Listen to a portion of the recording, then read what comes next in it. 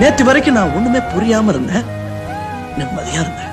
இப்போ எது எது என்னன்னு யார் யார் எப்படி எப்படின்னு தெரிஞ்சு போச்சு. சாமி, நம்ம வீட்டில் கொஞ்சம் குப்பை இருக்குது. அந்த குப்பை தொட்டி இருக்குல்ல, அந்த குப்பை தொட்டிக்கு மேலே ஸ்ப்ரேயை ஃபஸ்ட்டு உஷுன்னு அடித்த உடனே அந்த குப்பை தொட்டியே வாசமாக இருக்கும். அந்த குப்பை தொட்டியால் இந்த வீடே வாசமாகும்னு நினைக்கக்கூடிய இடத்துல தான் யாராக மாறுறோம்? ஒரு மடையனாக மாறுறோம். நாம் ட்ரெஸ்ஸை மாற்றிக்கிட்டு அழகாக ட்ரெஸ் பண்ணிக்கிட்டு டிப் டாப்பாக இருந்துக்கிட்டு ரொம்ப லக்ஸூரியஸான காரில் நடந்துக்கிட்டு பெரிய வீட்டில் இருந்துக்கிட்டு யோசனை மட்டும், சிந்தனை மட்டும், செயல்பாடு மட்டும் நல்லதா இல்லைன்னா ஒரு நாள் நாத்தம் அடிக்கத்தான் செய்யும். இது உண்மை.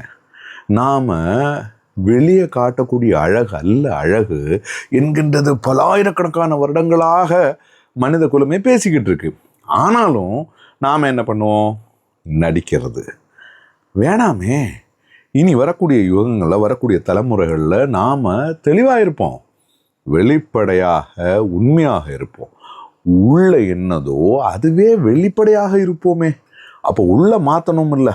இப்போ நமக்கு தெரியுது நமக்குள்ள தவறுகள் இருக்குது, நமக்குள்ள குறைகள் இருக்குது, நமக்கு இன்ஃபீரியாரிட்டிக்கு இருக்குது, நமக்கு ஜெலஸ் இருக்குது, கோபம் இருக்குது, தாபம் இருக்குது, எல்லா உணர்வுகளும் தேவையில்லாததெல்லாம் இருக்குது. அதெல்லாம் மாற்றுவோம். மனசில் விளையாடணும், மனசை தெரிஞ்சுக்கணும், மனசை நாம் சரிப்படுத்தணும். மனசை ஒழுங்குபடுத்தினால் எல்லாம் அழகாக இருக்கும். அவ்வளோ பிரம்மாண்டமான அழகாக இருக்கும். மனித குலமே அழகு தானே. முதல்ல இதை புரிஞ்சுக்கிட்டு நம்ம மாற்றங்களை மனதிலிருந்து முதல்ல கொண்டு வரணும். பிரம்மாண்டமாக வாழலாம்.